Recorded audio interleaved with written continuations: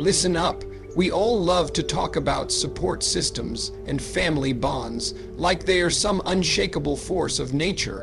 But here's the truth nobody wants to say out loud. Some of the people smiling at you right now are the same ones secretly betting against you.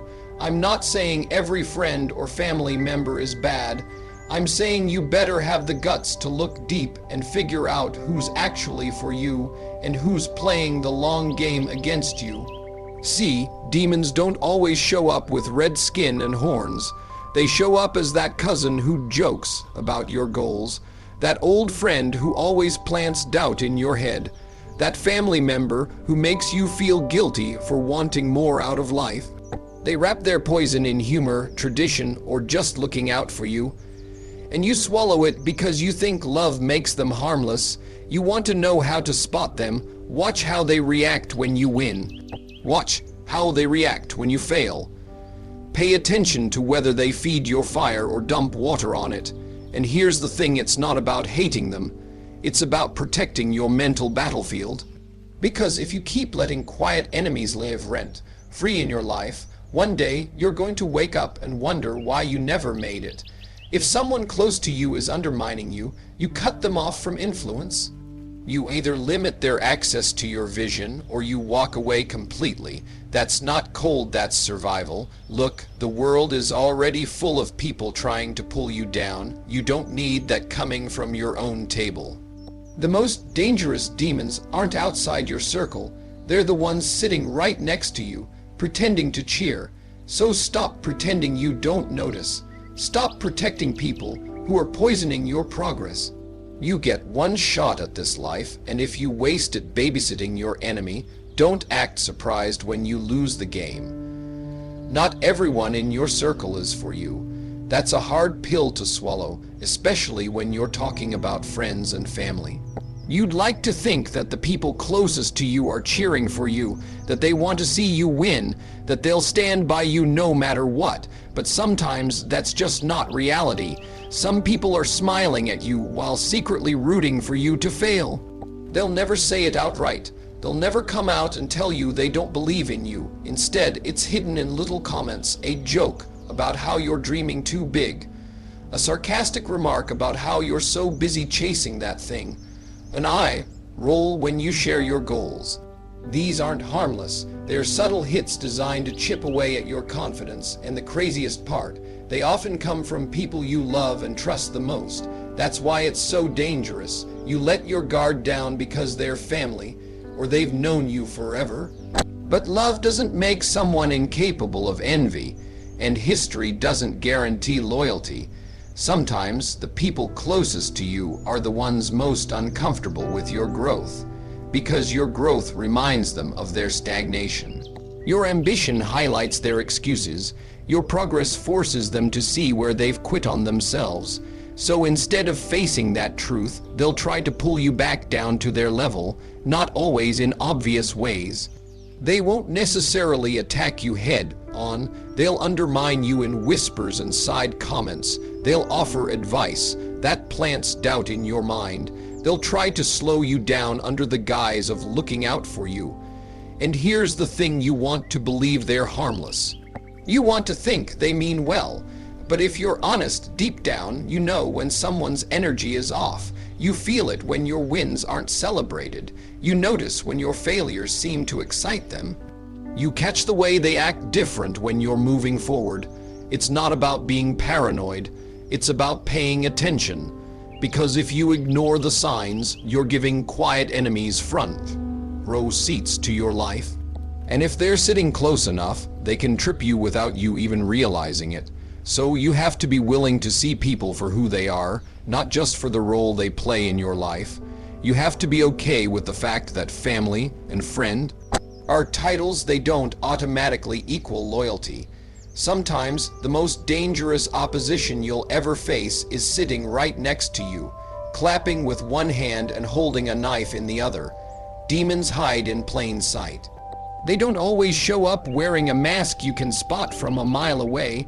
They don't always come in the form of obvious haters or loud enemies.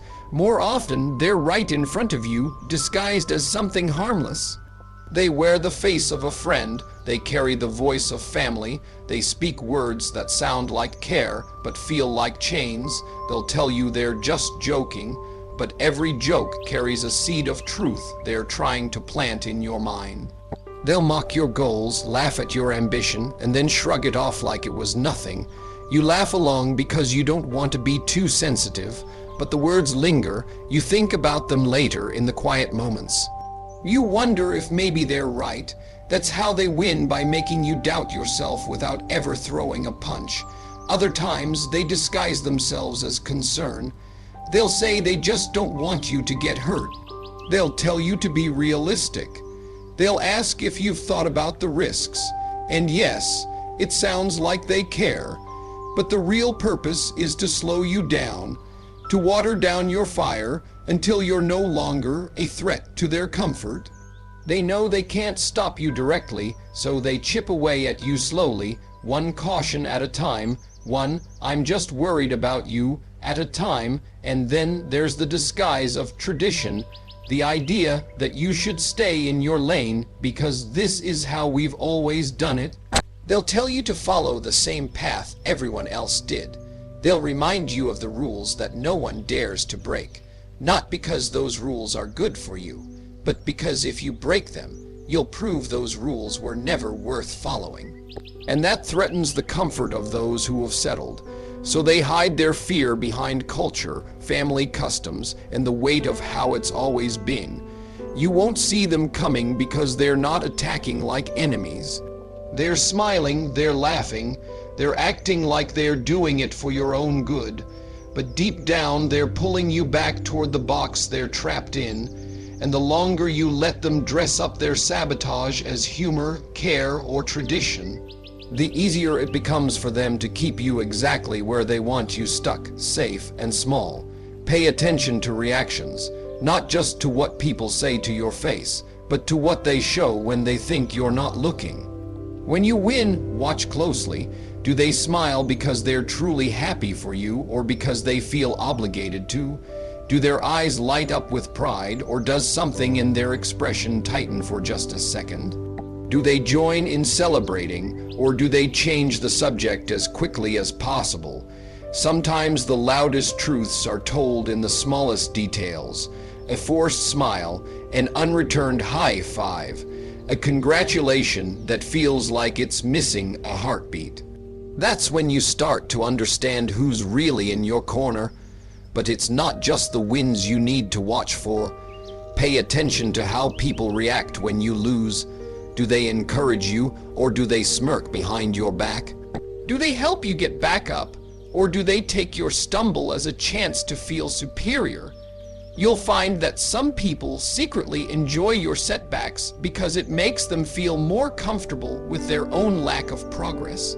It's like they've been waiting for you to fall so they can say, "See, I told you." They won't always say it out loud. Sometimes it's in the way they suddenly show up to check on you, but their tone is more satisfying than sympathetic. Sometimes it's in the way they share your bad news faster than they ever shared your good news. Reactions are a mirror to the truth of someone's heart. They reveal whether they see your success as an inspiration or as a threat. They reveal whether they want you to recover from a loss or stay stuck in it. And here's the thing: people can fake words, but they can't fake energy. You can feel it when someone's celebration isn't real. You can feel it when someone's comfort is laced with hidden satisfaction. That's why you have to become an observer, not paranoid, not suspicious of everyone, just aware. Watch the people around you when things change in your life. Notice who claps the loudest when you're winning. Notice who disappears or grows quiet when you're doing well. Notice who shows up only when you're struggling, not to help, but to watch. Those patterns tell you everything you need to know about the role someone should play in your life. Because reactions aren't just reactions, they're signals. Signals that tell you whether you're surrounded by supporters or spectators. Signals that expose who's for you and who's just waiting for the show to end. Emotional sabotage is real. It's not always loud, obvious, or easy to recognize. In fact, the most dangerous kind is subtle. It comes from people who claim to love you. It comes dressed in care, concern, and good intentions. But underneath, it's not helping you, it's holding you back. They plant doubt in your mind quietly, almost invisibly. They'll ask questions that make you second guess yourself. Are you sure you can handle that? Don't you think you're moving too fast? You really think that's realistic? They sound harmless. They sound like they just want what's best for you, but their words are small cracks in your confidence. And if you let enough of those cracks form, you'll start to believe the limits they're feeding you. Then there's the guilt, the emotional pull that makes you feel selfish for chasing something bigger. They'll remind you of what you're leaving behind. They'll tell you you're forgetting your roots. They'll say you've changed not as a compliment, but as a weapon. They'll frame your ambition as a betrayal, making you feel like growth is wrong. And when you feel that guilt, you slow yourself down just to keep their approval. Fear is another tool they use. They'll tell you about all the things that could go wrong. They'll share stories of people who failed, went broke, or got hurt chasing what you're chasing. They'll exaggerate the risks and downplay the rewards until the vision you once had feels dangerous. And the cruelest part, they'll make it sound like protection, like they're shielding you from harm. But the truth is, they're not protecting you, they're protecting their own comfort, because your growth forces them to face their own lack of progress. If you succeed, they have to confront the fact that they could have done more with their life, so they keep you in the same place. Not with chains you can see, but with words you can't forget. They wrap their sabotage in affection. They make it feel like love, and that's why it's so effective, because you don't want to believe someone who cares about you would hold you back.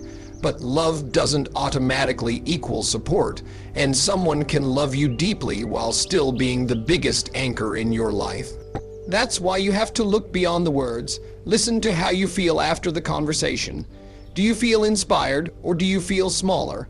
Do you feel more certain, or do you feel more hesitant? Those feelings will tell you the truth long before their words ever will. Your mental space is sacred. It's the foundation for every move you make, every goal you chase, and every dream you build. If your mind is strong, you can face storms and still keep moving forward.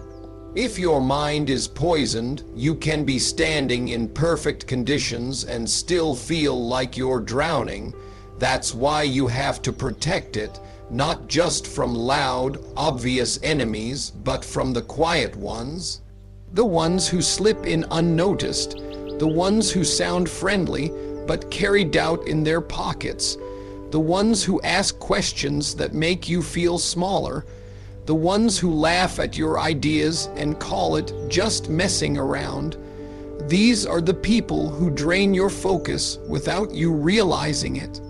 They plant little seeds of negativity in your mind until you start watering them yourself. And over time, those seeds grow into hesitation, fear, and self-sabotage. It doesn't take much to weaken your mental defenses. One comment repeated enough times can start to feel like truth. One friendly warning can be enough to make you hesitate when you should act. That's why you have to guard your mental space like your life depends on it, because it does. Your thoughts shape your actions. Your actions shape your results. If someone can get into your head and bend your thinking, they can control the direction of your life without ever touching you. Quiet enemies know this. They know they don't have to stop you physically. They just have to make you slow yourself down. They just have to make you second guess your own vision. And the easiest way to do that is by staying close enough to influence your thoughts. You can't give everyone that access. You can't let just anyone speak into your mind. You have to decide who earns the right to be in your mental space. If someone's words don't build you up, they shouldn't have a seat at your table. If someone's presence makes you doubt yourself, you need to create distance. This isn't about being cold, it's about survival. Your mental space is where your future is built long before it becomes reality. If that space is cluttered with other people's fears, insecurities, and limitations, you'll end up living a life that isn't even yours. So pay attention to the energy people bring into your head. Pay attention to how you feel after talking to them. If you walk away heavier instead of lighter, you've just been attacked, not with fists, not with weapons, but with thoughts that don't belong to you, and those can be far more dangerous if you let them stay. Cut off their influence. Not every person in your life deserves access to your goals or your mindset. Some people are not strong enough to carry your vision without trying to reshape it into something smaller. Some people can't see past their own limits, so they project them onto you. And if you keep letting them in, they'll keep shaping your future with their fears. That's why you have to learn to protect your inner circle. You don't have to announce it. You don't have to make a big scene or start a fight. You simply close the doors that lead to your plans and your thoughts. You stop sharing your biggest dreams with people who treat them like they're jokes. You stop asking for advice from people who have never built anything themselves. You stop letting negative voices have a seat in the room where your decisions are made. This doesn't mean you hate them. It doesn't mean you cut them out of your life completely. It just means you're smart enough to know that not everyone deserves to be in the control room of your mind. Think of your mindset like a vault. Inside it is every plan, every idea, every piece of belief that will carry you forward. If the wrong person gets in, they can steal that belief. They can plant doubt in the corners of your vision. They can rearrange your priorities to match their comfort instead of your purpose. And you won't even notice it's happening until your fire starts burning lower. You have to decide who gets a key. If someone consistently makes you question yourself, they lose that key. If someone can't celebrate your wins without adding a but, they lose that key. If someone only shows up when you fail, they lose that key. You owe no explanation for this. Your life is not a democracy where every opinion holds equal weight. The people you allow to influence your mindset will determine the size of the life you build. Limit that influence to people who push you higher. Limit that influence to people who remind you of what's possible instead of what could go wrong. Limit that influence to people who have proven they want to see you win without needing to be the reason you won. This is not selfishness, it's strategy. Because if you want to win, you can't keep giving your steering wheel to people who don't even know where you're going. You have to keep your hands on it. You have to protect it. And that starts by cutting off the influence of anyone who can't handle the direction you're headed. Walking away is not cruelty. It's not betrayal. It's not selfishness. It's survival. It's growth. Sometimes the only way to protect your peace and your future is to put distance between yourself and the people who keep pulling you back. You can care about someone and still know they're not good for your journey. You can love them deeply and still understand that their presence is costing you more than it's giving. That's not hate. That's not revenge. That's recognizing that your path has requirements they're unwilling or unable to meet. And the longer you ignore that, the longer you stay stuck in the same cycles. Walking away doesn't mean you wish them harm. It doesn't mean you think you're better than them. It means you've realized you can't grow while breathing in their poison every day. It means you've learned that energy is contagious, and if you're surrounded by negativity, it will infect you whether you want it to or not. Some people won't understand this. They'll call you cold. They'll say you've changed, and they'll be right, you have changed, because the version of you that tolerates toxicity is not the version that will reach your full potential. The version of you that's afraid to leave is not the version that will build the life you've been dreaming about. Walking away is about choosing your future over your comfort. It's about choosing your mental health over familiar chaos. It's about choosing your potential over their approval. There's nothing cruel about that. Cruelty is staying in an environment that kills your spirit just so you don't upset anyone. Cruelty is allowing yourself to shrink so someone else can feel big. Cruelty is knowing you're capable of more, but staying small to keep other people comfortable.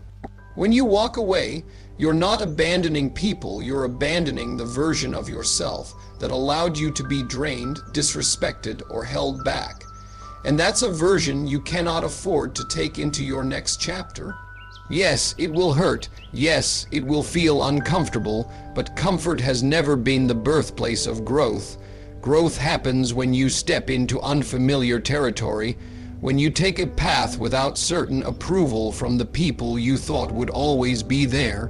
When you accept that some people are only meant to be part of your story for a few chapters, not the whole book. Walking away is simply turning the page.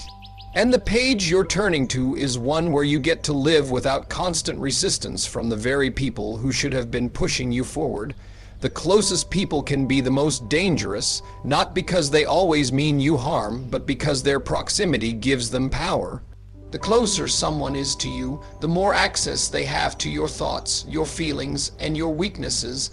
They know your history, they know your insecurities, they know what buttons to push and when to push them. And if they choose to, they can use that knowledge to hold you back or break you down. An enemy on the outside has to guess where to hit you. An enemy on the inside already knows where the cracks are. That's why betrayal from someone close cuts deeper than anything a stranger could ever do.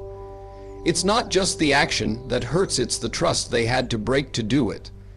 When you let someone into your inner circle, you give them the keys to your mental and emotional home. If they choose to poison it, it happens quietly, over time, without you even realizing it.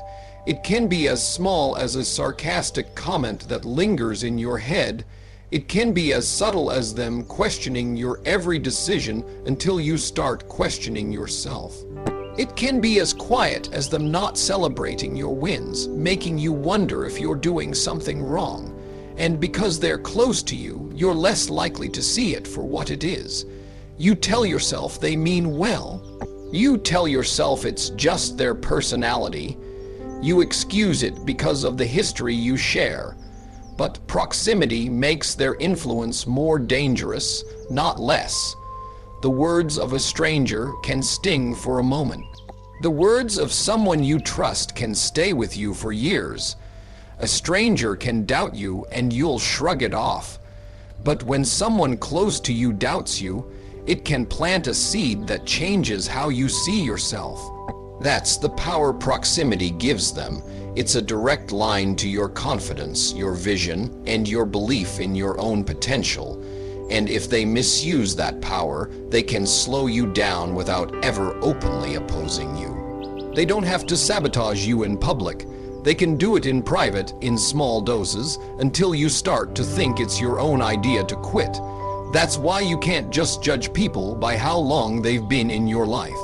You have to judge them by the effect they have on your life, because closeness should mean protection, not danger. And if someone close to you is doing more harm than good, you have to recognize that proximity is not the same as loyalty. Stop ignoring the signs. You know when something feels off. You can feel it in the way a conversation shifts. You can sense it in the way someone's energy changes when you talk about your goals. You notice the hesitation in their congratulations. You catch the way their smile doesn't quite reach their eyes. You hear the slight edge in their voice when they talk about your success. These aren't coincidences, they're signals. Your instincts pick up on them long before your mind wants to accept them. But too often, you push those feelings aside. You tell yourself you're overthinking. You convince yourself they didn't mean it that way. You excuse the weirdness because you don't want to believe someone close to you could be rooting against you. The truth is, your instincts are rarely wrong. They're built from thousands of tiny pieces of information your conscious mind can't process fast enough. A glance, a pause, a change in tone, your gut reads these things and warns you. But if you've been taught to doubt yourself, you'll keep ignoring the warnings until it's too late. And by the time the truth hits you in the face, the damage is already done. Trusting your instincts isn't about being paranoid. It's about respecting your own awareness. It's about acknowledging that you can sense when someone's energy doesn't match their words, because people can fake language, they can fake gestures, but they can't fake energy. If someone's presence leaves you feeling uneasy, there's a reason. If you always feel drained after talking to them, there's a reason. If your excitement disappears when they're around, there's a reason. You might not be able to explain it in perfect detail, but you don't need to. Your instincts don't require proof to protect you. They just require you to listen. Every time you ignore that feeling, you give someone permission to get closer than they should. And the closer they get, the more damage they can do. The sooner you acknowledge the signs, the sooner you can protect yourself. Sometimes that means creating distance. Sometimes it means cutting off their access to your plans. Sometimes it means ending the relationship entirely. Whatever it is, it starts with trusting that the uneasy feeling you have is not random. It's your internal alarm system going off. It's the part of you that's looking out for your future when your heart is too soft to do it. And if you learn to trust it, you'll save yourself from a lot of pain you never needed to go through. Your life is your responsibility. No one else is going to live it for you. No one else is going to carry the weight of your regrets when it's all over. Every decision you make, every direction you choose, every person you allow close, it all shapes the life you end up with. That's why you have to choose who gets a seat at your table wisely. Your table is your space. It's where your ideas are born. It's where your plans are made. It's where your energy is either fueled or drained. The people sitting there have influence, whether you realize it or not. Some will inspire you, challenge you, and make you better. Others will distract you, discourage you, and slowly pull you away from the path you should be on.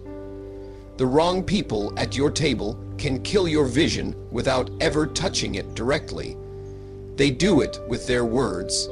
They do it with their attitudes. They do it with their lack of belief in what you're trying to build. And if you're not paying attention, you'll start shaping your dreams to fit their limits instead of your potential. You can't afford that. Your life is too important to hand over to people who don't value it. So you have to look at everyone in your circle and ask yourself, do they push me forward or do they hold me back? Do they feed my fire or do they pour water on it? Do they want to see me win or are they just comfortable watching me stay the same? And when you get your answer, you have to act on it, even if it's hard. Even if it means distancing yourself from people you've known for years. Even if it means being misunderstood for a while. Because protecting your table is not about pleasing everyone, it's about protecting the foundation your entire future is built on. If someone's energy is toxic, they don't get a seat. If someone's loyalty is conditional, they don't get a seat. If someone can't celebrate your growth without feeling threatened, they don't get a seat. You don't owe anyone a place in your inner circle just because of history, family ties, or shared experiences. The only thing you owe is to the person you're becoming, and that means surrounding yourself with people who help you get there. Your table is sacred. Fill it with people who challenge you to grow, who remind you of your strength, and who refuse to let you settle. Because at the end of the day, the voices around your table will help decide the life you live. And that's a decision you can't afford to take lightly. So guard your table like your future depends on it, because it does. The people you keep close will either help you build the life you were meant to live, or they will quietly destroy it from the inside. You have one life, one shot, and the truth is, not everyone deserves to be part of it. Choose wisely, protect your space, and never forget you are the one who decides who stays, who goes, and who never even gets close. Your life is yours, own it.